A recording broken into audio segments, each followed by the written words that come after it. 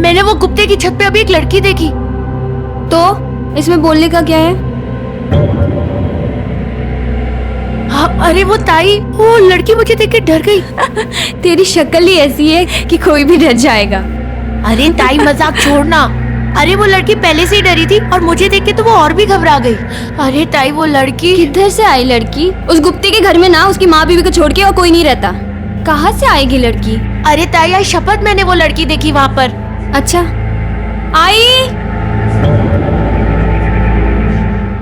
सुनना। अरे ताई काय झालं? आई, तेरे बेटे को ना लड़की दिख रही है। खुली आंखों में ना सपने देख रहा है ये। इसकी ना शादी करा दे। अच्छा, शादी? सातवीं तो तेरे से क्लियर हुई नहीं। शादी करने की सोच रहा है। सबके सब पास हुए, तेरे को छोड़ के नाक कटा दिया तूने। सब पूछते हैं कि अब हर्षद आगे क्या करेगा। क्या बोलूं? शादी करने की सोच रहा है? बाबा सच में मैंने वहां पे एक लड़की देखी थी। चुप, जूते मारूंगा तेरे को मैं।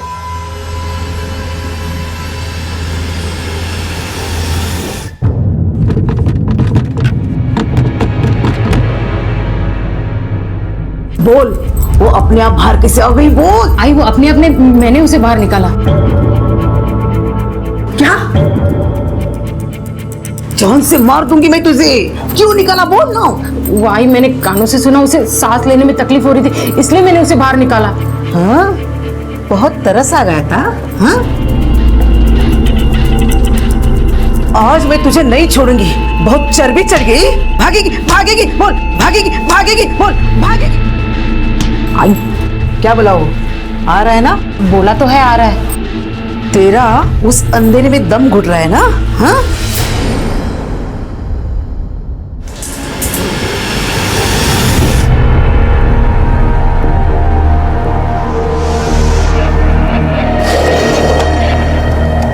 कौन है? कौन है?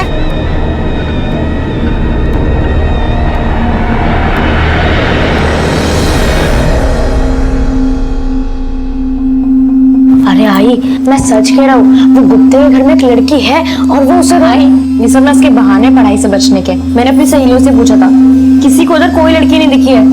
वो लड़की ना सिर्फ इसी को दिखती है, कोई लड़की नहीं है उधर। अच्छा, वहाँ कोई लड़की नहीं है। और अगर फोटो निकल के दिखाई तो? चल ले, क्या मानूंगी। तुम दोनों चुप बैठो और खाना खाओ। और सुन, गुप्ते के घर में उसकी बीवी और उसकी माँ के अलावा दूसरी कोई भी औरत नहीं है।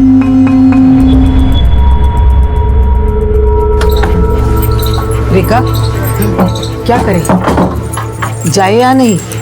हाँ माँ जी, आप फिक्र मत कीजिए, सब ठीक हो जाएगा। आप चलिए चलिए।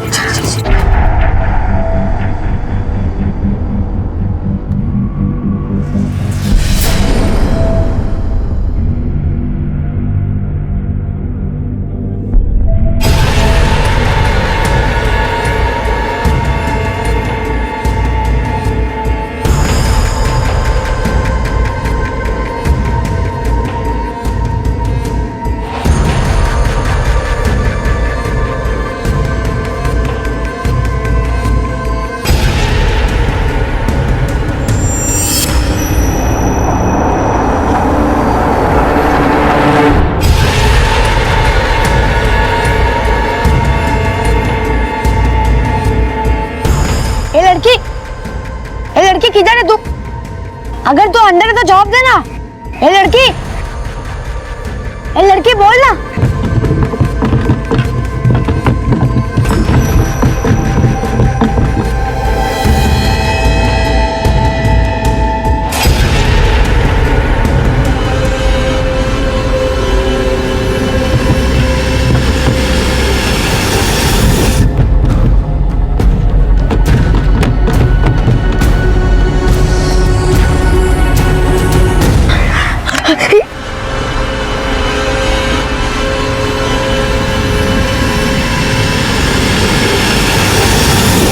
ज्यादा देर तक उसे अकेले नहीं छोड़ना चाहिए। तू फटाफट सब्जी ले और घर चली जा। मैं मंदिर जाके आती हूँ, 15 मिनट में आ जाती हूँ। सुन, दोबारा कोई गलती नहीं होना चाहिए, समझी ना?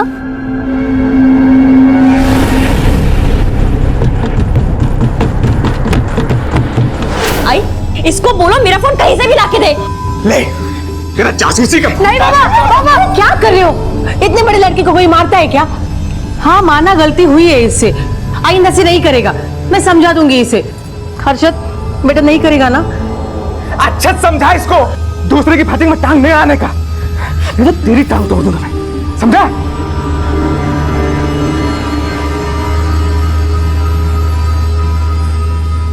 क्यों इंसान सिर्फ अपने ही घर की शांति और सफाई पर ध्यान देता है और उस बात की तरफ बिल्कुल अंधा बहरा हो जाता है जो किसी पर अपराध और अत्याचार की चीख चीख कर गवाही तक दे रही होती है। 15 साल का बच्चा हर्षद, जिसने अपने पड़ोस में ऐसा ही कुछ स्वाभाविक घटते हुए देखा था, और जब उसने उसे रोकने या जानने की कोशिश की तो उसे इससे दूर रहने की सलाह दी गई। क्यों हमारे खून में तेजी तब तक नहीं आती जब तक जुर्म या अत्याचार हमारी अपनी दहलीज लांघने नहीं पहुंच जाता, और जिसके परिणाम बहुत घातक सिद्ध हो सकते हैं।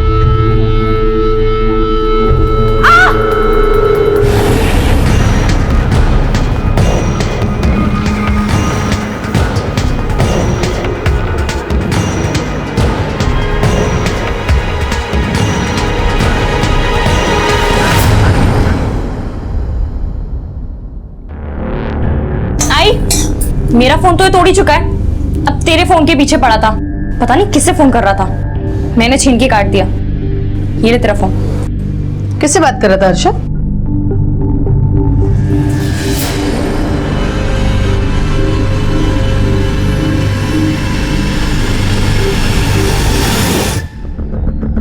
सर, वायरलेस से कॉल आया, डीपी रोड पर एलआईजी कॉलोनी में कोई किसी औरत को बुरी तरह से मार रहा है। किसने फोन किया है? सर वो तो पता नहीं चला क्योंकि फोन बीच में ही डिस्कनेक्ट हो गया। और एड्रेस? सर एड्रेस है लेकिन कॉलर ने अपना नाम नहीं बताया। किसी ने फेक कॉल किया होगा, फिर भी चेक करना पड़ेगा क्योंकि शायद किसी को हमारी मदद की जरूरत होगी। और यह भी हो सकता है कि झंझट के डर से उसने नाम नहीं बताया हो। चेक करो। Yes sir.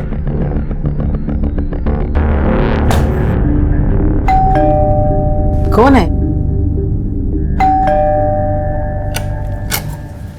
अरे साहब आप? हमें कंप्लेंट मिली है कि तुम्हारे घर में किसी लड़की के साथ मारपीट हो रही है। लड़की?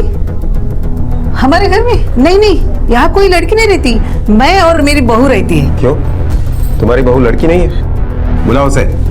हाँ हाँ बुलाती। रेखा, ए रेखा। हाय। यहाँ मारपीट किसके साथ हो रही है? तुम्हारे साथ? मारपीट नहीं साहब, कुछ नहीं है ऐसा। तुम्हारे अलावा और कौन रहता है इस घर में? नहीं नहीं, हम दोनों के अलावा कोई भी नहीं रहता है। चलो चेक कर दें। चेक करो। कोई नहीं साहब। साहब कोई नहीं। हाँ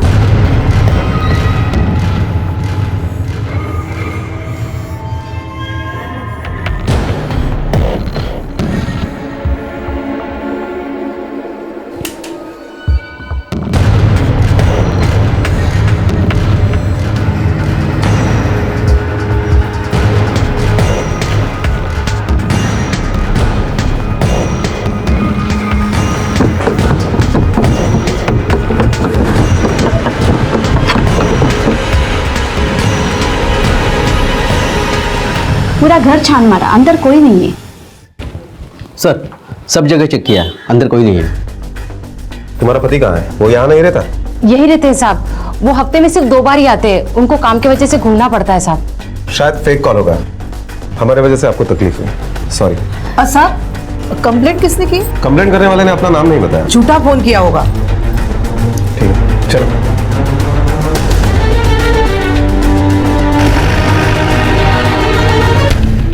अभी तसल्ली हुई तेरे को कि कोई लड़की नहीं है? सोच आई, अगर हंसा आंटी को मालूम होता कि ये फोन किया है तो कितना हंगामा करती। अभी चल इधर से। आई, तेरे को भी ऐसे ही लगता है कि मैं झूठ बोला? तेरे को भी मेरे पे भरोसा नहीं है? बेटा मैंने थोड़ी ना ऐसा कहा है मुझे भरोसा नहीं है, मुझे भरोसा है, लेकिन कुछ मिला भी तो नहीं ना। चल अभी पढ़ाई करने बैठ जा, नहीं तो बाबा बहुत चिल्लाएंगे। चल।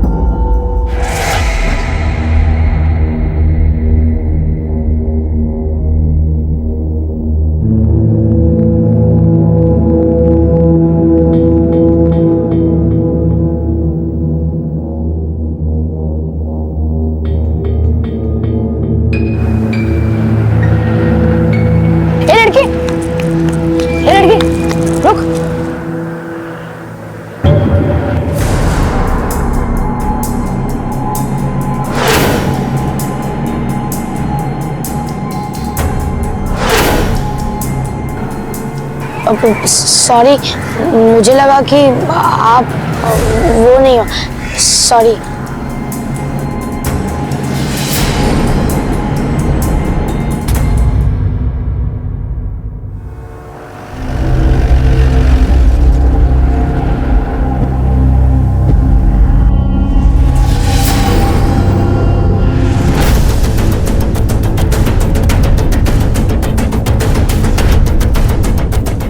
सर, लड़की की उम्र लगभग 25 के आसपास की है।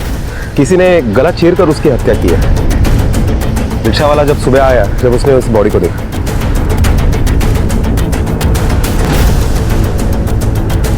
यहाँ रिक्शा के बाहर रास्ते पे बहुत खून पड़ा है और रिक्शा में मुश्किल से ही है।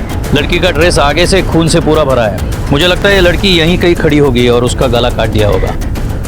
खून पूरी तरह बहने के बाद जब वो मर चुकी होगी तो उसकी लाश रिक्शा में डाली होगी। सर, हमने रिक्शा ड्राइवर को कस्टडी में ले लिया है। नहीं, मुझे नहीं लगता रिक्शा वाले ने खून किया है, क्योंकि अगर उसने खून किया होता तो लाश अपने ही रिक्शा में नहीं छुपाता, कहीं और डाल देता। सर, यहाँ पर काफ़ी सारी रिक्शाएं पार्क होती है और ये रिक्शा ड्राइवर पास के पार्क में ही सोते हैं। इसका मतलब खून किसी और ने किया है और लाश यहाँ रिक्शा में छुपाई है। एक काम करो, इलाके के सारे रिक्शा वालों के फ़ोन नंबर ले लो और पूछताछ करो। किसी पे जरा सा भी शक हो गया उसे उठा लो। लड़की के बारे में कुछ पता चला? मतलब उसका नाम, कहाँ की है वगैरह? नहीं सर, लड़की के पास कोई आईडी प्रूफ नहीं मिला, ना ही कोई पर्स, मोबाइल, कुछ भी नहीं। इसका फोटो सब पुलिस स्टेशन को भेज दो और ये भी देख लेना कहीं कोई मिसिंग कंप्लेंट आई है या नहीं। Okay sir. कौन थी ये लड़की और कौन थी वो लड़की जो संदूक में बंद थी? क्या इन दोनों का आपस में कोई संबंध था? और गुप्ते का इस लड़की से क्या लेना देना था? किसने खून किया था इस लड़की का और क्यों?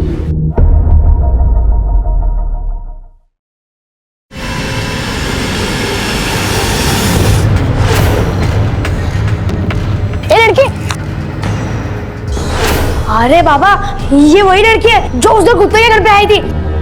अरे बाबा, यही है उसके घर पे आई थी, मैं इसे जानता हूँ। आई बाबा, हम एक काम करते, इसके बारे में ना पुलिस में जाके बताते। पढ़ाई पे ध्यान दे, समझे? इस बार एग्जाम्स में फेल हुआ ना तो हड्डियां तोड़ दूंगा और घर से बाहर भी निकाल दूंगा। कोई जरूरत नहीं पुलिस को बताने की, बहुत मिल जाएंगे पुलिस को बताने वाले। नाम क्या है इस लड़की का? साहब, रोशनी। तुम सब एक ही जगह काम करती हो? हाँ साहब, हम सब एक ही जगह काम करते हैं। किसके पास? मतलब मालिक कौन है?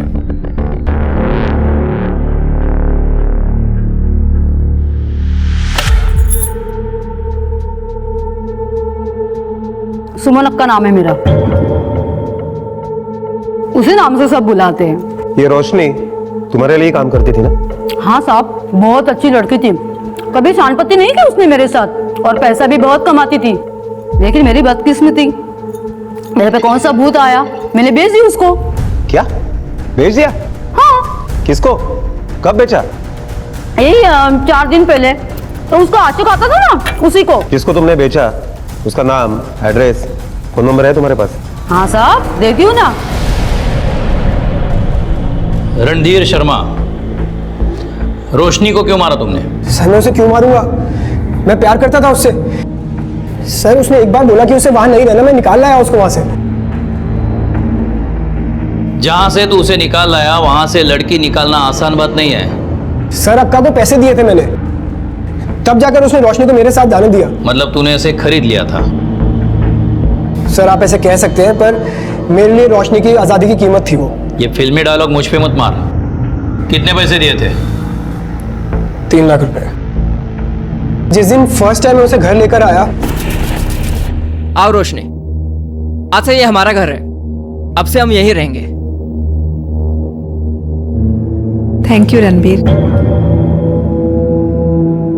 आपने मेरे लिए इतना कुछ किया है, ये घर, ये जिंदगी। लेकिन अगर मैं आपसे एक चीज और मांगू तो क्या आप देंगे? हाँ हाँ बोलो, क्यों नहीं। मेरा एक पुराना काम अधूरा रह गया है, अगर आप बुरा ना माने तो क्या मैं उसे पूरा करके वापस आऊं? मुझे लगा कि किसी पुरानी फ्रेंड से मिलने गई होगी, तो मैं अक्का के यहाँ गया देखने की, क्या पता वो वहां हो, पर पता चला कि वो वहां भी नहीं आई। कहानी अच्छी बनाई तुमने, दुआ कर यही सच हो। तुमने रोशनी को कहाँ से खरीदा? वो हमारा एक सप्लायर है ना साहब, पावड़े करके, उससे लिया। और ये रोशनी पावड़े के पास कहाँ से आई? साहब ये मेरे को नहीं पता। पावड़े का नंबर और एड्रेस देना जरा।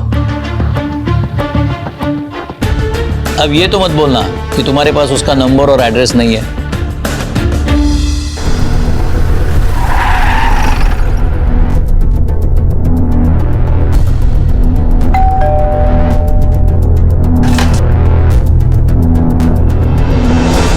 दत्ता पावड़े को बुलाइए। साहब उनको कैसे बुलाऊं? उनका तो 6 महीने पहले ही निधन हो गया है। क्या? आई काय झालं? कोण है? क्या हुआ? ये कौन है? मेरा छोकरा रोहन। नमस्कार। दत्ता पावड़े काम क्या करते थे? उनका इंपोर्ट एक्सपोर्ट का बिजनेस था। Import export? तुम लोग तो उसकी दोस्त थी ना, तुम्हें तो उसने बताया होगा यहाँ आने से पहले वो कहाँ थी। हाँ साहब, दोस्त तो थी, मगर इसके पहले वो किधर रहती थी, क्या करती थी, किसी को कुछ नहीं पता साहब।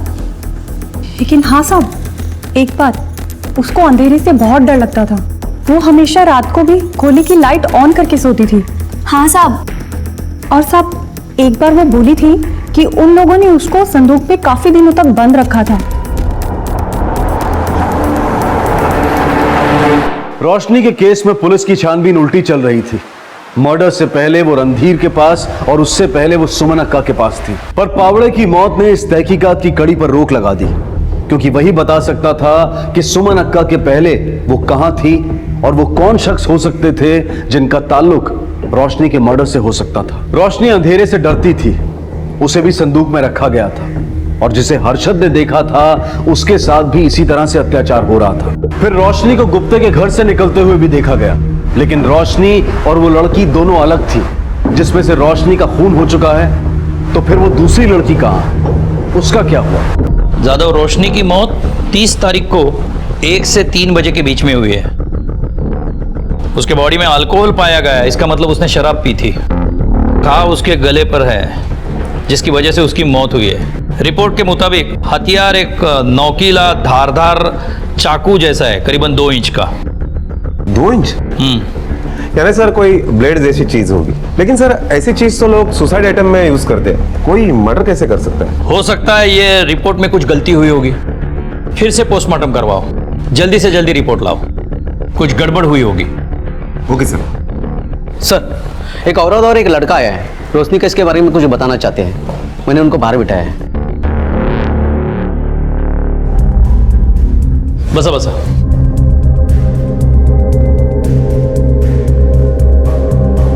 बताइए क्या बताना चाहते हैं आप? साहब ये मेरा बेटा है हर्षद, इसको आपको कुछ बताना है। बोलो बेटा, क्या बताना चाहते हो?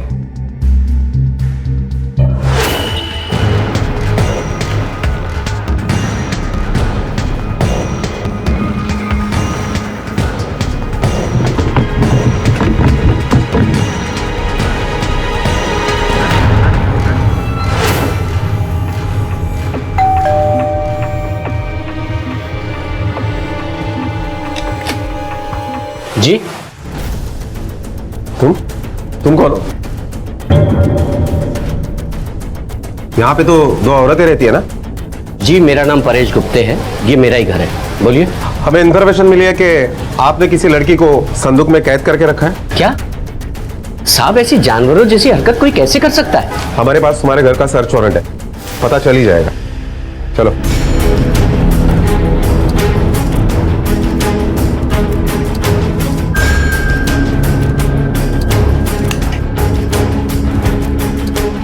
सर, यहाँ एक संदूक था। लेकिन यहाँ तो कुछ भी नहीं है। सर, मैंने खुद देखा था पिछली बार। सर अभी क्या, यहाँ कभी कोई संदूक नहीं था। हाँ साहब, ये सच कह रहे, यहाँ कोई संदूक नहीं है।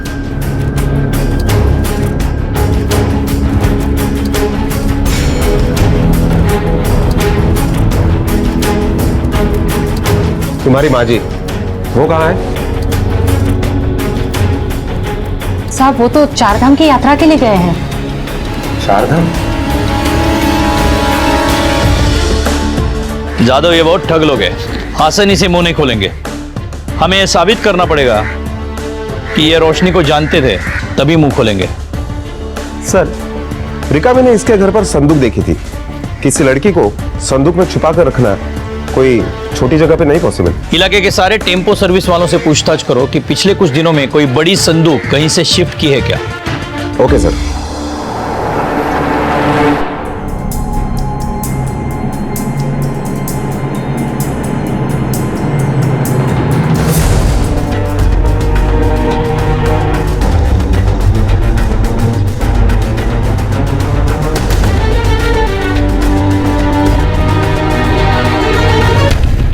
सर, हमने सभी लोगों से पूछताछ की, लेकिन किसी ने भी कोई संदूक शिफ्ट नहीं किया है। सर, पोस्टमार्टम रिपोर्ट है।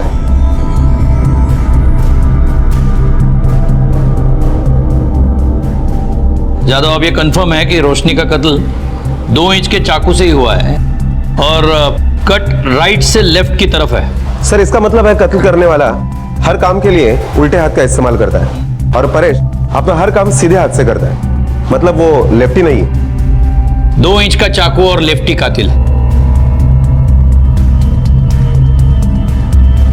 वो बच्चा है ना हर्षद, उसे पुलिस स्टेशन बुलाओ। Okay sir. हर्षद बेटा, ठीक से साफ साफ याद करके बताओ, उस दिन क्या हुआ था जब रोशनी को तूने परेश के घर से बाहर निकलते हुए देखा था? सर, मैंने उसे सिर्फ एक बार नहीं 2 बार देखा था। 2 बार? मतलब? हाँ सर, पहली बार जब मैंने उसे गुप्ते के घर से निकलते हुए देखा तो मुझे लगा कि वो वही लड़की है जिसे मैंने छत पे देखा था, पर वो ये थी, वो नहीं। अच्छा, दूसरी बार जब देखा तो क्या हुआ था? दूसरी बार भी वो वहाँ आई थी, पर वो तीसरे नंबर की गली है ना, वही के किसी घर में वो चली गई। तीसरी नंबर की गली? कौन सा घर? अरे आई, वो अकड़ूस आदमी है ना जिसके घर में मैंने बॉल मारी थी और वो चिल्लाने के लिए अपने घर पे आया था। कौन, पावड़े? हाँ, उसके बाद मैंने उसे फॉलो किया।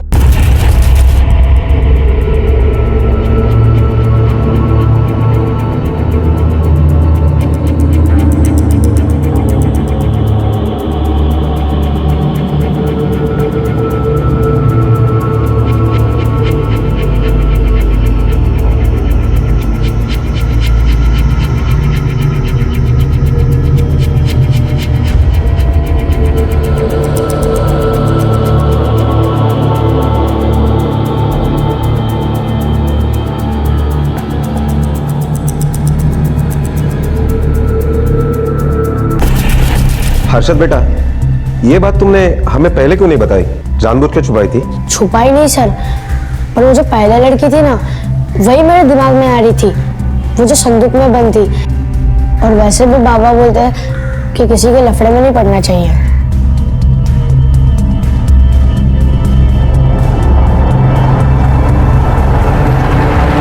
बेटा, तूने ये गले में क्या पहना है? ये फैशन है सर, स्कूल का हर एक बच्चा ऐसे कुछ भी पहन के घूमता रहता है। अच्छा, दिखाओ तो, हम भी तो देखें क्या फैशन चल रहा है आजकल।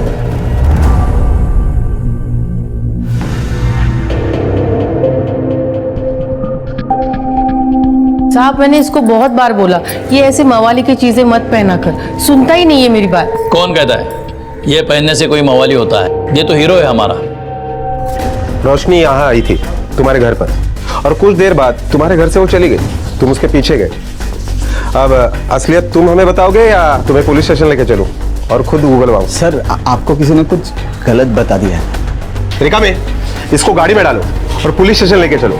इसकी 4 झूठी बातें सुनकर अभी सच्ची बात का इंतजार नहीं कर सकते हम। नहीं सर। और इसे इतना मारो कि इसकी हड्डी का एक इंच हम एक्सपोर्ट कर सके। सर, ऐसा मत कीजिए सर। अरे मैंने कुछ किया ही नहीं तो। साहब, इसके बाबा भी नहीं रहे, यही एक मेरा सहारा है साहब, इसको मत लेके जाओ साहब। अरे क्या पूछ रहे? जो विचारते थे बोलना, बोलना क्या नहीं तू? रोशनी मेरे बाबा को ब्लैकमेल करती थी। ब्लैकमेल? क्यों? क्योंकि मेरे बाबा ने उसे बेचा था और इस काली करतूत के बारे में हमें कुछ नहीं पता था। इसी बात के लिए वो मेरे बाबा को ब्लैकमेल करती थी, वो सबको बता देती, तो इस मोहल्ले में रहना हमारे लिए बहुत मुश्किल हो जाता साहब। इसीलिए उसका मुंह बंद रखने के लिए मैंने उसे पैसे दिए, और उस दिन वो पैसे लेने के लिए यहाँ पे आई थी। और फिर तुम उसके पीछे गए उसे मारने के लिए? नहीं नहीं सर, मैं तो अपने काम से निकल गया था। तुम्हारे घर के सर्च वारंट है मेरे पास, जल्दी से इसके ऊपर साइन करो। सर पर मैंने कुछ किया ही नहीं है। साइन करो। कर दे बेटा।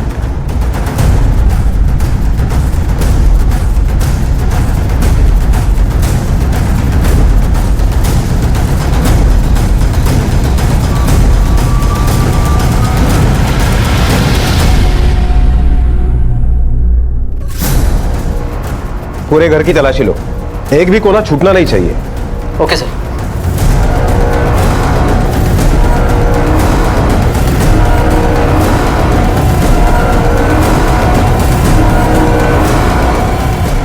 सर ऐसा कुछ नहीं मिला जिसमें डाउट हो। सर मैं तो पहले ही बोला था इस घर में कुछ नहीं मिलेगा, आप बेकार ही छानबीन किए जा रहे हैं। चलो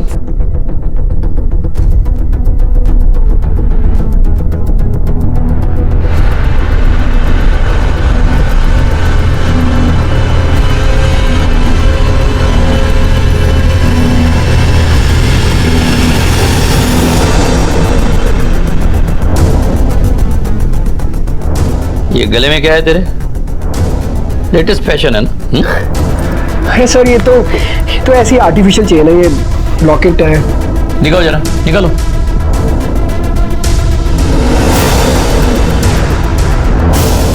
ये लीजिए। लेफ्टी हो तुम? जी हाँ, पर क्यों? इसका जवाब तुम दोगे। मेरे साथ रहने के बाद भी उसने अब धंधा करना नहीं छोड़ा। जब मुझे शक हुआ तो उसका पीछा किया मैंने।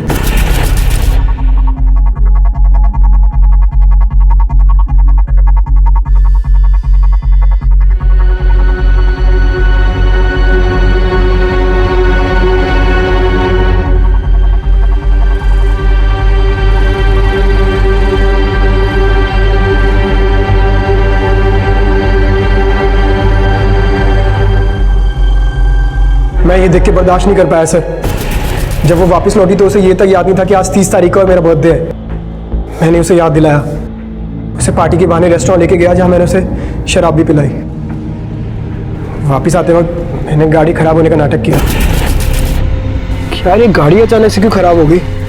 अब चलो कोई बात नहीं, हम ऑटो से घर चलते हैं।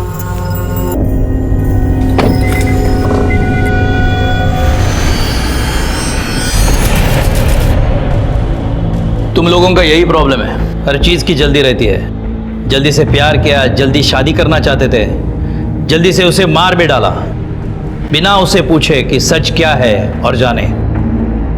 सच मतलब? वो बदला लेना चाहती थी उन लोगों से जिन्होंने उसकी ये हालत बना दी और उसे इस जगह पहुंचाया। हाँ ये बात जरूर है कि उसका तरीका गलत था, वो उन लोगों को ब्लैकमेल कर रही थी, उसकी वजह उसे हमारे पास आना चाहिए था। रिका में ले जाओ उसको। एक और लड़की है जिसे हमें रोशनी बनने से बचाना है। जादव, गुप्ते ने जिस लड़की को कैद किया है उस तक हमें रोशनी बनने से पहले पहुंचना है।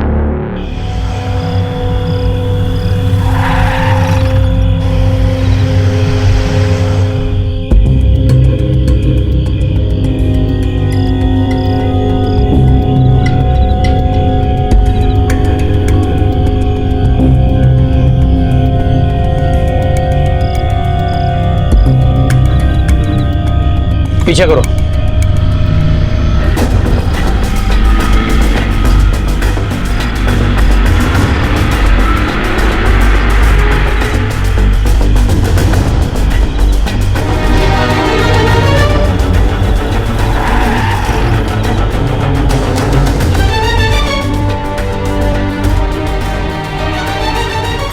अरे कहाँ है तुम लोग?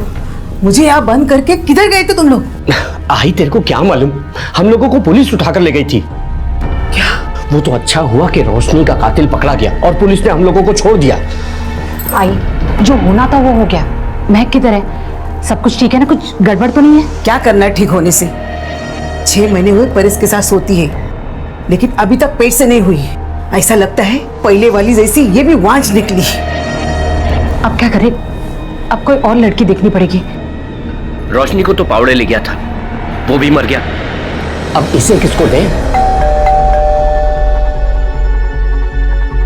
कौन है आप? क्या चाहिए? कुछ नहीं।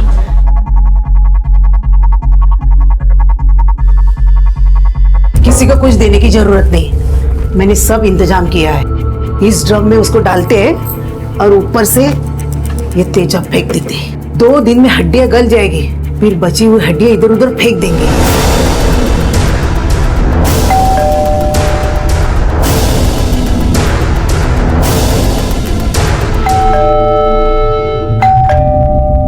अभी कौन आया है? आई, आवाज मत कर। तुम लोग अंदर जाके छुप जाओ, मैं देखता हूँ। चल चल चल चल चल, चल।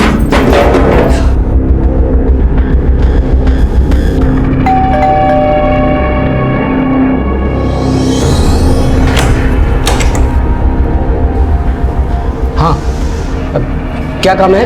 किससे मिलना है? वो आपसे ही काम था। अच्छा ठीक है, बाद में आना बेटा। हाँ जाओ, बाद में आना।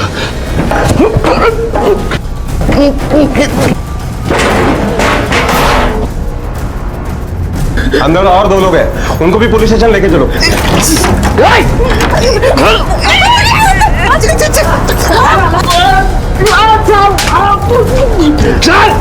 अरे छोड़ दो, अरे छोड़ दो ना। चलो। अरे अरे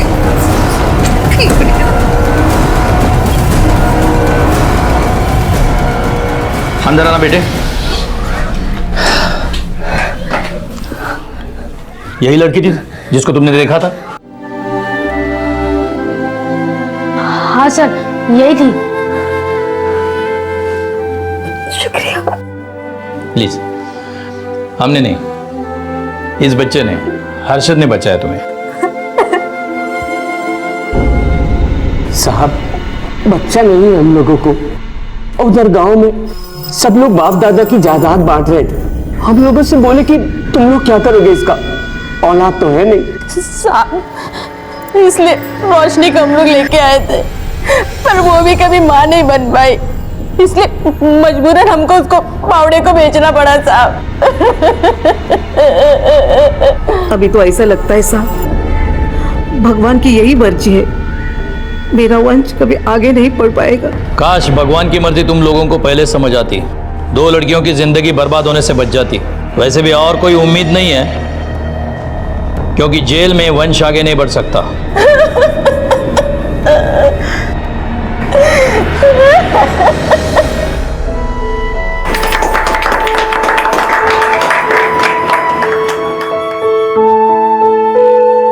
हर्षद और विमला ने एक जिम्मेदार नागरिक होने का फर्ज निभाया। हर नागरिक को अपने अधिकारों के साथ साथ अपने कर्तव्यों को लेकर भी सजग होना चाहिए। इस जिम्मेदारी का एहसास किसी की जान बचा सकता है, जैसे कि हर्षद ने महक की जान बचाई। परेश, रेखा और हंसा गुप्ते को महक और रोशनी को बंधक बनाकर उन पर अत्याचार करने के लिए, और रणधीर, जिसके प्यार में विश्वास की कोई गुंजाइश नहीं थी, उसे रोशनी के कत्ल के लिए कड़ी सजा सुनाई गई है। आज का ये केस हमें ये सीख देता है कि हम सिर्फ अपने बारे में ही नहीं, बल्कि अपने आसपास के लोगों के बारे में भी सोचें, और अगर कुछ भी गलत होता हुआ देखें तो पहल करें उसे दूर करने की, उसे रोकने की। हो सकता है कि किसी को उसकी जिंदगी का तोहफा वापस मिल जाए, महक की तरह। अब मैं अनूप सोनी आपसे विदा लेता हूं, फिर मुलाकात होगी अगले एपिसोड में एक और चौंका देने वाले केस के साथ। तब तक अपना और अपने परिवार का ख्याल रखें और देखते रहें क्राइम पेट्रोल डायल 100। सबक एक को, सीख हम सबको। जय। सॉरी यार श्रेया, इस हफ्ते भी नहीं आ पाऊंगा। कल एक अर्जेंट मेडिकल कॉन्फ्रेंस आ गई है और उसके बाद बहुत सारा काम है यहाँ पर, तो लगता है कि नेक्स्ट वीकेंड ही आ पाऊंगा। ठीक है, लेकिन अपना ख्याल रखना। Okay, bye bye. क्या कहा तुम्हारे मिस्टर ने? लॉटरी लगी है। इस सैटरडे संडे भी हम साथ रहेंगे, क्योंकि द ग्रेट मिस्टर अविनाश को अपने काम से फुर्सत ही नहीं है। हमें प्यार करने से। इस लड़की ने परेशान करके रखा है मुझे।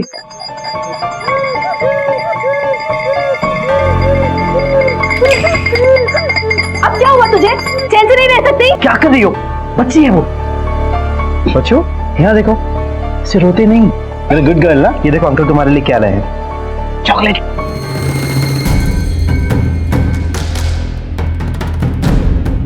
समझ में नहीं आता इस लड़की का क्या करूं। एक तो ये है और दूसरा इसका बाप। इन दोनों ने मेरी जिंदगी हराम करके रखी है। तुम इतना टेंशन ले रही हो, मैं हूं ना तुम्हारी जिंदगी में।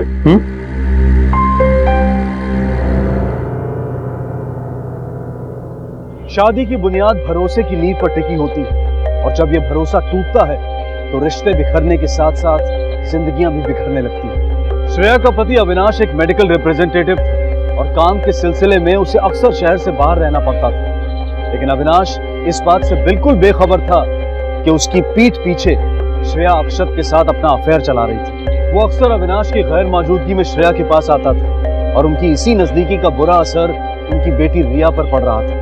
वो कुछ बोल नहीं पाती थी, लेकिन अंदर ही अंदर उसे ये बात खाई जाती थी कि जब उसके पापा नहीं होते थे तब कोई और उसके घर आता था और उसके पापा की जगह लेता था। ये बात उसे बर्दाश्त नहीं थी, लेकिन वो किसी को बता नहीं सकती थी, मजबूर थी। और उसकी इसी मजबूरी का फायदा उठाकर श्रेया और अक्षत के प्यार का इस सिलसिला चलता रहा।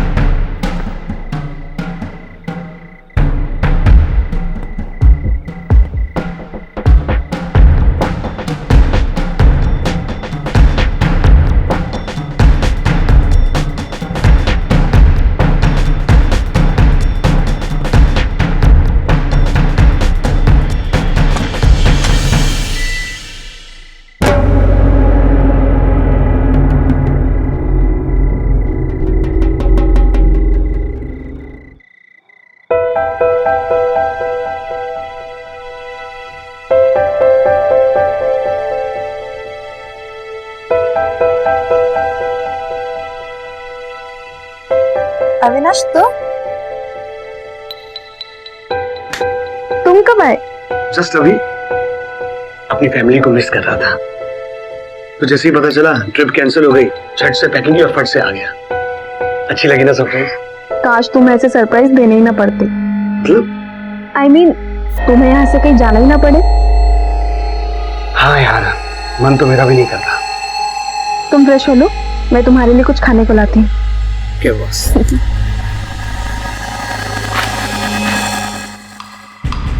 ये आवाज कैसी?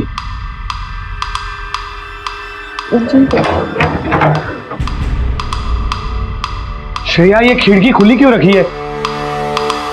बिल्ली उल्ली घुस जाएगी अंदर। अब तुम भी क्या इस खिड़की के पीछे पड़े हो? इतने दिनों बाद तो आए हो, चलो ना तुम जल्दी से फ्रेश हो लो, बहुत दिन हो गए तुम्हारे साथ वक्त। ओके।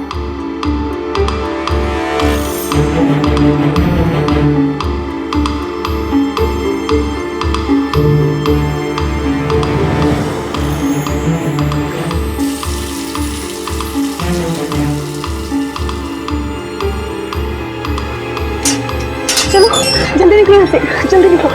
अच्छा हुआ सही टाइम पर पता चल गया, नहीं तो बहुत बड़ी गड़बड़ हो जाती।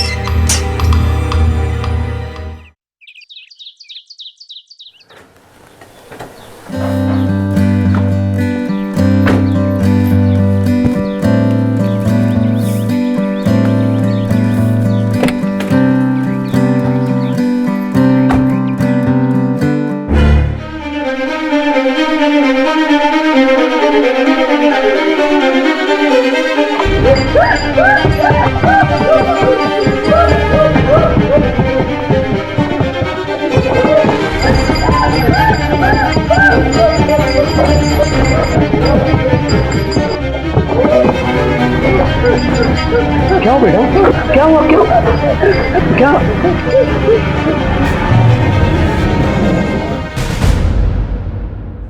हाँ बेटा, क्या क्या हुआ? क्या क्या क्या देख लिया तुमने? हाँ? अच्छा, तुम क्या चाहती हो? पापा नहीं जाए?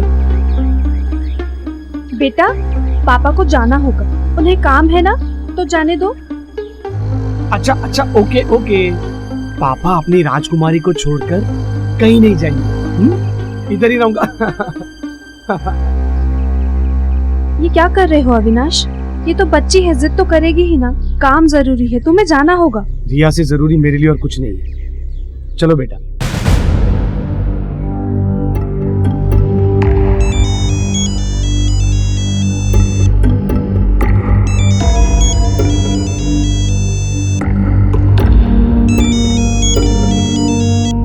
हेलो हेलो, वो गया ना? नहीं गया।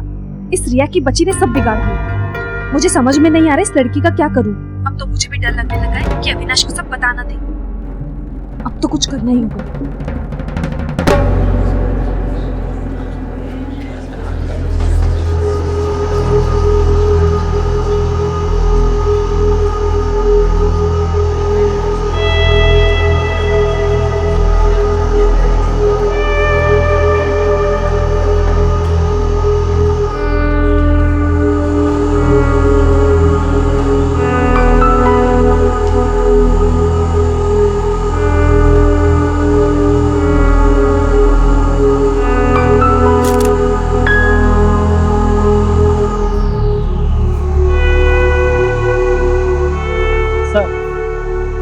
बाहर के फिंगरप्रिंट्स को फोर्सफुली वाइप आउट करने की कोशिश की गई। एक्सीडेंटल केसेस तो हो रहे हैं सावन, लेकिन कोई कार के हैंडल से फिंगरप्रिंट्स को क्यों मिटाएगा? प्रोबेबली ये मर्डर। मर्डर? लेकिन मेरी बेटी का मर्डर कोई क्यों करेगा, किस लिए सर? वही तो पता लगाना है। ये एक सोचा समझा मर्डर। इस बच्चे को पहले बेहोशी की दवा का इंजेक्शन दिया गया ताकि वो निढाल हो जाए और दम घुटते वक्त स्ट्रगल ना कर सके। इस जहर ने उसकी नर्वस सिस्टम को कमजोर कर दिया और बाद में कार में दम घुटने की वजह से उसकी मौत हो गई। सफोकेशन की वजह से कार में छोटे बच्चों की मृत्यु के बहुत से वाकये सामने आते हैं, पर ज्यादातर ये केसेस एक्सीडेंटल होते हैं जो लापरवाही की वजह से होते हैं। लेकिन रिया के केस में ये सब जानबूझकर किया गया था। एक प्लान्ड मर्डर को एक हादसे की शक्ल देने की कोशिश की गई थी। उसे कार में लाया गया, लॉक किया गया और फिर दम घुटने की वजह से उसकी मृत्यु हो गई। पुलिस ये समझ गई थी कि ये एक एक्सीडेंट नहीं बल्कि मर्डर है, और क्योंकि मर्डर घर के अंदर हुआ था इसलिए पुलिस ने सबसे पहले अविनाश के घर पे रेगुलरली आने जाने वाले लोगों से पूछताछ शुरू की। कब से चौकीदारी कर रहे हो? 10 साल हो गए साहब। उस रात ड्यूटी पे थे? जी साहब। कुछ अजीब लगा? कोई आवाज या कोई स्पेशल मोमेंट? मैंने वहाँ कोई आवाज नहीं सुनी। तुम उनके घर आते जाते थे ना? हाँ साहब। श्रेया मैडम कभी कभी मुझे बुलाती थी। कभी कोई सामान लाना होता है, कभी रिया बीबी को घुमाना होता है, क्योंकि रिया बेबी बहुत रोती थी। मैं उसको घुमा के लाता था तो वो चुप हो जाती थी। रोती क्यों थी? साहब ये तो मुझे मालूम नहीं है, लेकिन उसकी वजह से श्रेया मैडम बहुत परेशान रहती थी। ठीक है, तुम जा सकते हो। अच्छा, नमस्ते।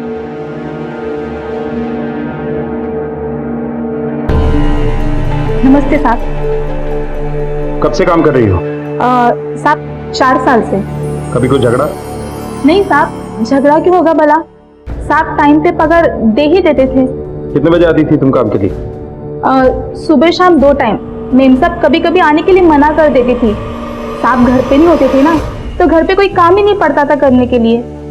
अच्छा, ये जो इनकी बेटी है रिया, इसके साथ सब ठीक से पेश आते थे? जी साहब, पर मेम साहब बच्चे को कभी कभी डांट देती थी।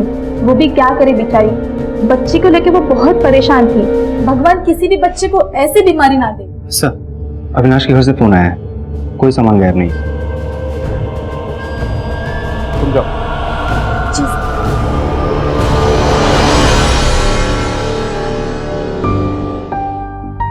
अक्सर घरेलू नौकर ऐसी वारदात को तब अंजाम देते हैं जब पैसे टाइम पर ना मिले या चोरी का लालच हो। ये दोनों बातें नहीं हुई तो टीचर मोहन आ गए? हाँ सर आया, बाहर बैठे। बुलाओ। हो सर। मैंने कुछ नहीं किया सर। बैठो। सर लेकिन मैंने कुछ नहीं किया है सर। सिर्फ इतना बताओ कि वहां क्या पढ़ाने जाते थे? वो तो ठीक से बोल सुन भी नहीं सकती थी। सर एक्चुअली मैं स्पेशल किड्स को ही ट्रेंड करता हूँ। ऐसे बच्चे बोल नहीं पाते तो उन्हें स्पेशल तरीके से ट्रेनिंग दी जाती है। मर्डर का तरीका भी स्पेशल था। वारदात वाले दिन कहाँ था? सर मैं तो 3 दिन से बीमार हूँ, घर पर था। सर मैंने रिया के पेरेंट्स को भी इन्फॉर्म किया था। तो कत्ल से पहले अलीबाई भी तैयार था। रोज वहां जाते थे तुम, तो हादसे से ठीक 3 दिन पहले छुट्टी क्यों ली? सर मैंने तो आपसे कहा मेरी तबीयत खराब थी। सर आप चाहिए मेरे डॉक्टर से पूछ लीजिए, मेरे पड़ोसियों से पूछ लीजिए, मुझे वायरल था सर मैं तो 3 दिन तक घर से बाहर भी नहीं निकला हूँ। सर ये सही कह रहे हैं। मैंने पड़ोसियों से और डॉक्टर से तफ्तीश की है। शख्सियत का क्या हुआ? वैसे करते क्या हैं आप? सर मेरा गारमेंट एक्सपोर्ट का बिजनेस है। अविनाश के घर कितना आना जाना था? रोज या कभी कभी? सर कभी कभी आना जाना होता था, कभी आते जाते बच्ची दिख गई तो जाके उसे चॉकलेट दे दिया करता था। सर वाकई में बहुत प्यारी बच्ची थी वो। हादसे की रात कहाँ थे तुम? सर उस वक्त मैं काम के सिलसिले में मुंबई गया हुआ था। सही कह रहा है सर ये। ठीक है तुम जा सकते हो, जरूरत पड़ेगी तो फिर बुलाएंगे।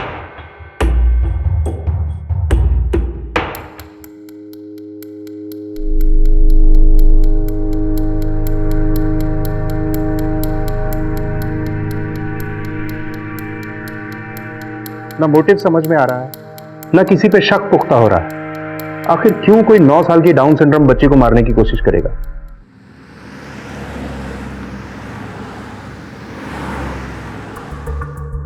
डॉक्टर साहब वो कौन सी दवा थी जिसे रिया को दिया गया था? Ketamine Z. ये मेडिसिन बहुत रेयर है, आम आदमी की पहुंच में नहीं।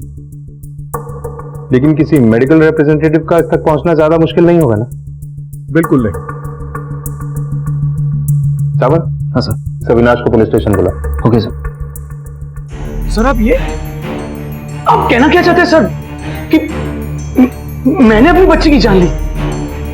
सर मैं ऐसा क्यों करूंगा भला? मैं नहीं कह रहा हूं मिस्टर अविनाश, ये पोस्टमार्टम की रिपोर्ट कह रही है। रिपोर्ट के मुताबिक बच्ची की मौत से पहले उसे बेहोशी की दवाई केटामिन जेड इंजेक्ट की गई थी। ये दवा आम आदमी की पहुंच के बाहर है, लेकिन एक एमआर के लिए। मतलब आप ये कहना चाह रहे सर कि इस दवाई का इस्तेमाल करके मैंने खुद ने अपनी बच्ची की जान ली? हो सकता है।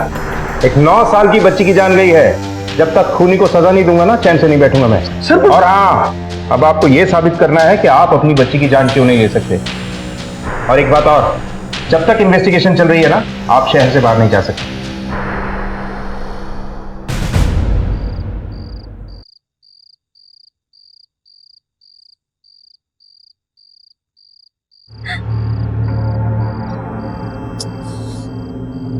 तुम पागल हो क्या? क्यों आए हो यहाँ? तुम्हें पता है ना कि अविनाश निर्दोषी है। ओ, तो ऐसे कहो ना कि तुम अपने पति से डर रही हो। मैं किसी से नहीं डरती। अच्छा,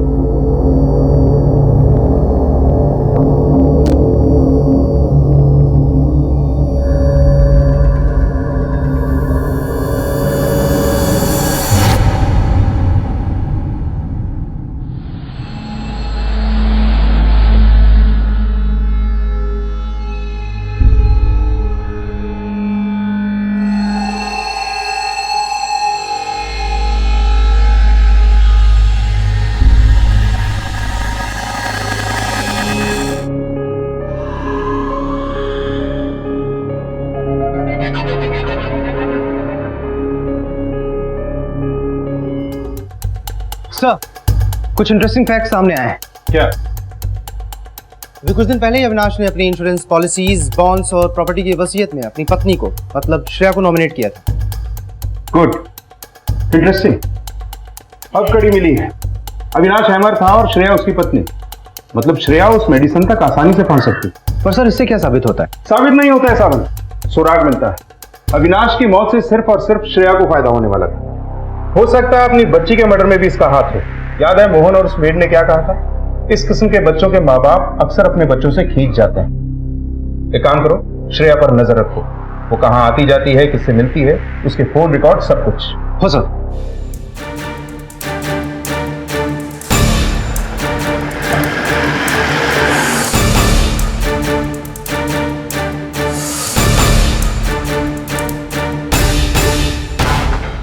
मालूम चला कि ज्यादा कहीं आना जाना नहीं था, अक्सर घर पर ही रहती थी बच्ची की वजह से। ये कॉल रिकॉर्ड से सर। सही नंबर से श्रेया के फोन पे बार बार कॉल आ रही, पहले भी इसी नंबर से आती थी। श्रेया भी इस नंबर पे कॉल करती थी सर।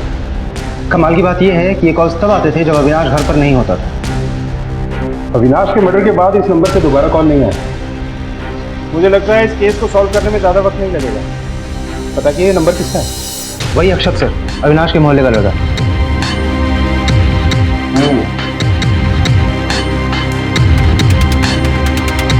वॉचमैन को बुलाओ। हाँ साहब, मैंने कई बार देखा अक्षय साहब शाम को आया करते थे। उस वक्त अविनाश की गाड़ी घर पे होती थी? नहीं साहब, उस वक्त अविनाश की गाड़ी घर पर नहीं होती थी। ठीक है, तुम जा सकते। ओके सर, नमस्ते।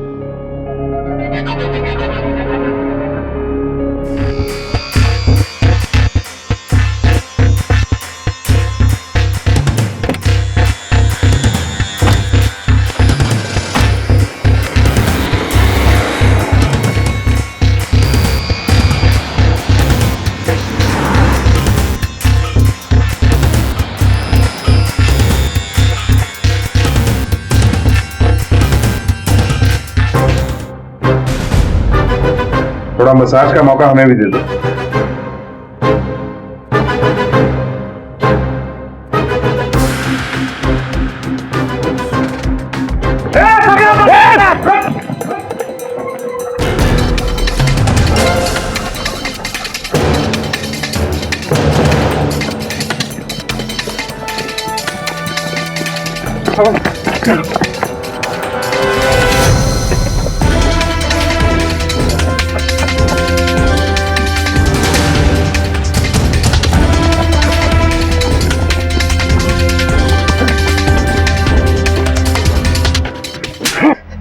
सर मैंने कुछ नहीं किया सर, मुझे कुछ नहीं पता, मैंने किसी को नहीं मारा सर। सर प्लीज मुझे जाने दो सर, प्लीज सर।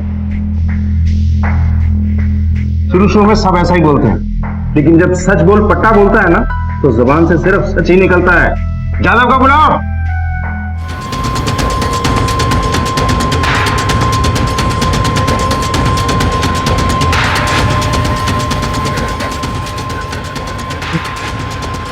रुक जाइए सर रुक जाइए सर बताता हूँ सर।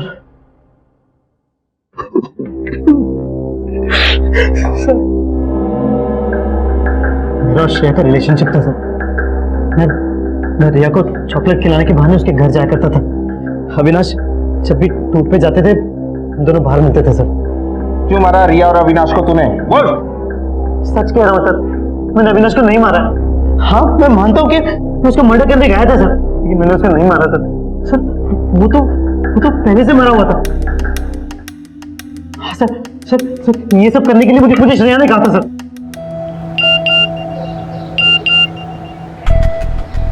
आज रात में अविनाश को नशे की दवा दे दूंगी और उसके बाद तुम्हें आकर उसका गला काटना है।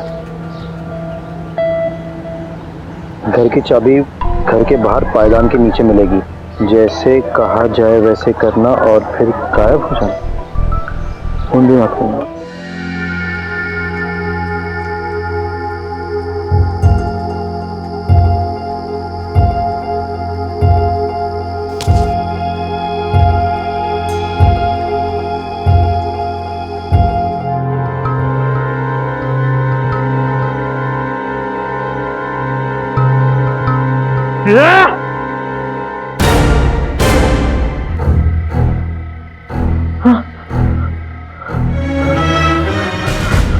मतलब तूने और श्रेया ने मिलकर ये सब प्लान किया? हाँ सर, प्लान किया, लेकिन मैंने नहीं मारा। मैंने सच में किसी को नहीं मारा सर।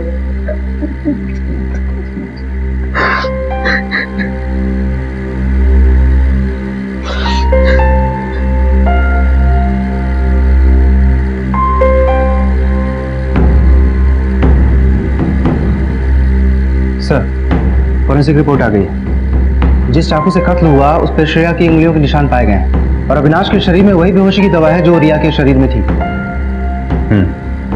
अब इस मास्टरमाइंड मिसेस श्रेया शर्मा से मिलते हैं। चलो। ये क्या बकवास है? मैंने अक्षत को कोई एसएमएस नहीं किया। चिल्लाओ मत। मैसेज तुम्हारे फोन से किया गया था। अगर तुमने नहीं किया तो कौन करेगा? देखिए, मैंने किसी का मर्डर नहीं किया है। आपको कोई गलतफहमी हुई होगी। मैडम, हम सबूत की बिना पे बात करते हैं, हवा में नहीं। अब डबल मर्डर केस के लिए अंदर जाने के लिए तैयार हो। पोस्टमार्टम रिपोर्ट के हिसाब से अविनाश को भी मौत से पहले वही बेहोशी की दवा दी गई थी जो रिया को दी गई थी। पहले अपनी बेटी रिया, बाद में अविनाश, दोनों का मर्डर तुमने किया। ये सब आप क्या कह रहे हैं? मैंने ऐसा कुछ नहीं किया। मेरी बात का यकीन कीजिए। ये सब कोर्ट में साबित करना। समझा? अरेस्ट करो इसे।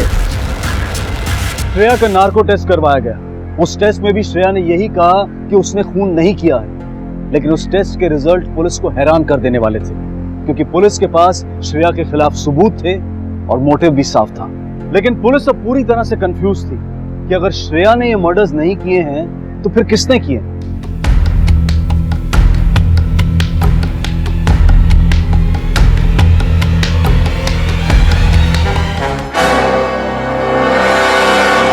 सर, ये फाइल देखिए।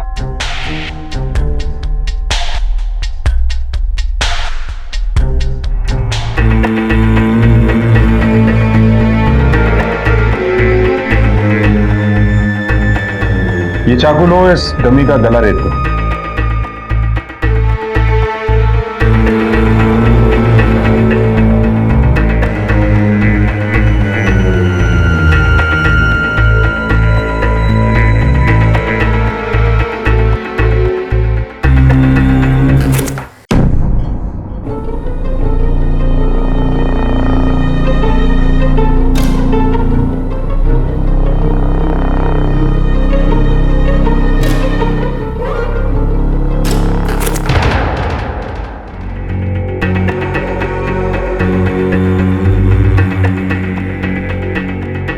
सावंत, खूनी कोई और ही। गले पे जो स्लैश का मार्क है उसकी मूवमेंट के हिसाब से जिसने भी ये मर्डर किया है वो लेफ्ट हैंडेड और श्रेया और अक्षत दोनों राइट हैंडेड। एक काम करो, मोहन, वॉचमैन और मेड सबको बुलाओ अभी।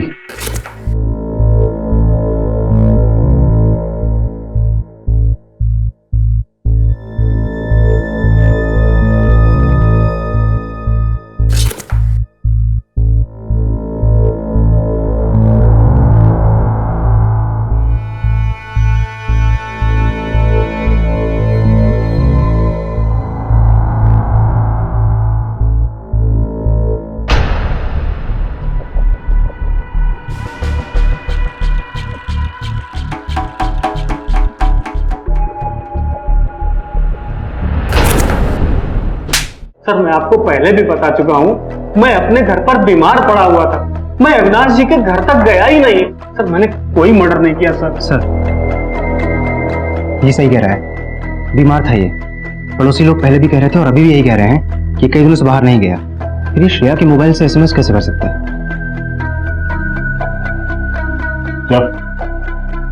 Thank you sir.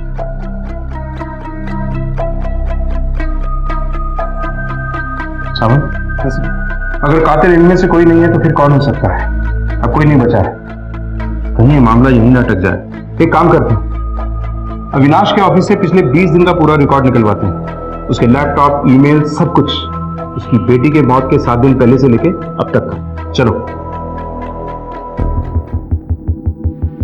Sir, Avinash की किसी से कोई दुश्मनी नहीं, एकदम सीधा साधा आदमी था वो। अच्छा, ये अविनाश आखिरी बार ऑफिस कब आया? सर, जिस दिन उसकी लड़की की डेथ हुई थी, शायद उसके 2-3 दिन पहले, उसके बाद नहीं आया।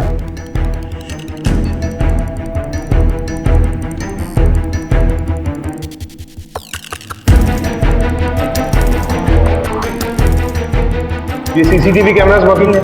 जी सर। मुझे सबकी फुटेज देखनी है।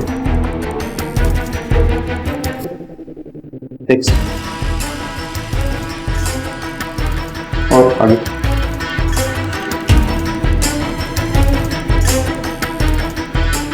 ठीक है, ये दोनों हाथों से? सर, यही तो खूबी थी उसकी। वो दोनों हाथों से लिख सकता था। इनफैक्ट सर वो अपने सारे काम दोनों हाथों से कर सकता था।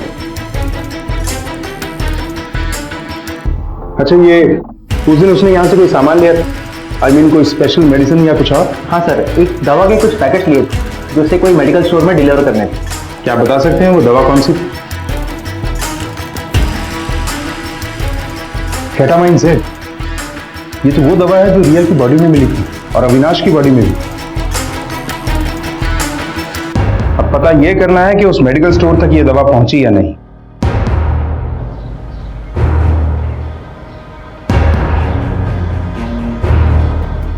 सर, ये केमिस्ट भी यही कह रहा है कि ये दवाई इन तक नहीं पहुंची। इसका मतलब है सावन कि हम आज तक के सबसे अनोखे केस को हैंडल कर रहे हैं। हाँ सर, वो अपनी बेटी से बहुत प्यार करता था। एक दिन रिया भी दूसरे बच्चों की तरह खेलेगी, कूदेगी, दौड़ेगी, लेकिन मेरे सिवा उसका इस दुनिया में और कोई नहीं है। उसकी अपनी माँ उससे खींची खींची रहती है, सिर्फ अपनी एक जिम्मेदारी समझती है। यार, कल अगर मुझे कुछ हो गया ना, तो रिया का क्या होगा? अरे पागल, तुझे कुछ क्यों होगा? होने के लिए तो कुछ भी हो सकता है यार।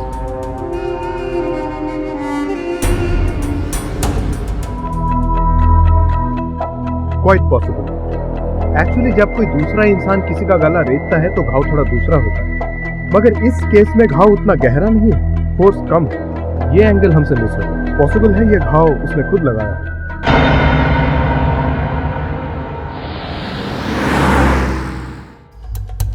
ये एक सोचा समझा मर्डर है। इस बच्चे को पहले बेहोशी की दवा का इंजेक्शन दिया गया।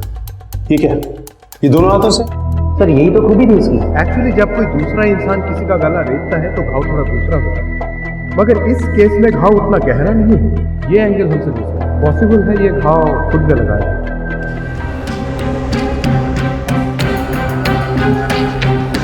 इसका मतलब अविनाश ने? जी हाँ, अविनाश ने। जरा सोचिए वो कौन था जिसकी पहुंच दवा तक थी? वो कौन था जो आपके मोबाइल से आसानी से मैसेज कर सकता था? वो कौन था जिसे आपके और अक्षत के बारे में पता हो सकता था?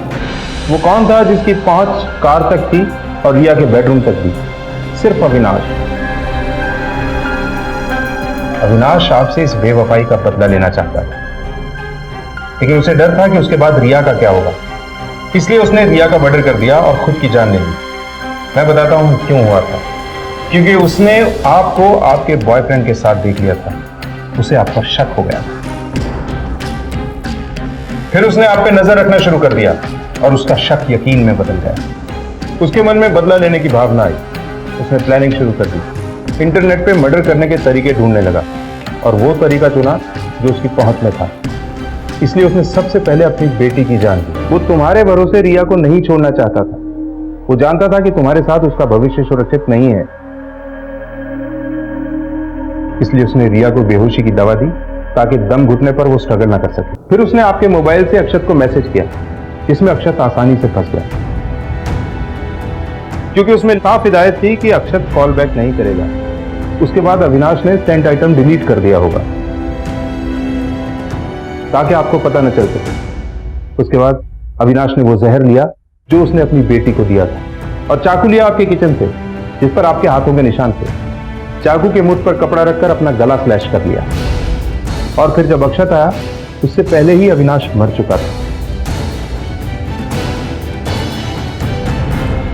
Excellent planning. और जानती हैं ये सब कुछ हुआ आपके धोखे की वजह से, आपके एक्स्ट्रा मैरिटल अफेयर की वजह से। एक पति ने आपको इतना प्यार दिया और आपने उसे बदले में दिया धोखा,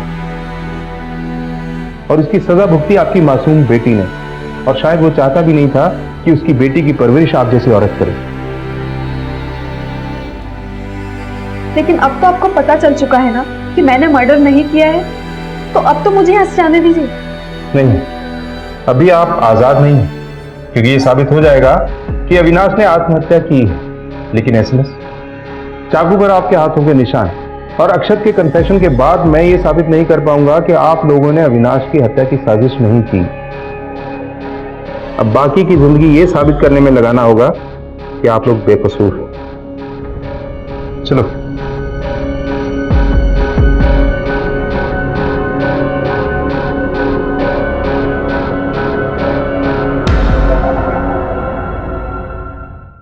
ये मुकदमा अब भी कोर्ट में चल रहा है और श्रेया और अक्षत जुडिशियल कस्टडी में। अविनाश ने जो किया वो निश्चित रूप से गलत था। यदि जीवन साथी दगा कर रहा है तो उसे छोड़ देना, उससे दूर चले जाना एक कानूनन रास्ता है जो सही भी है, लेकिन इस तरह से एक बदले के लिए कानून के खिलाफ जाकर अपराध करना किसी भी लिहाज से सही नहीं। काश के श्रेया ने अक्षत के साथ अपने रिश्ते के बारे में अविनाश को बता दिया होता। काश के अविनाश श्रेया और अक्षत का सच जानने के बाद श्रेया से बात करता तो ये कहानी शायद कुछ और ही होती। अब मैं अनूप सोनी आपसे विदा लेता हूँ। फिर मुलाकात होगी अगले एपिसोड में एक और चौंका देने वाले केस के साथ।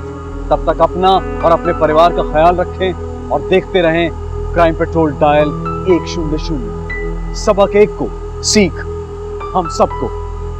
जय। इस तरह के और भी एपिसोड देखने के लिए हमारे चैनल को सब्सक्राइब करें और बेल आइकन दबाना ना भूलें।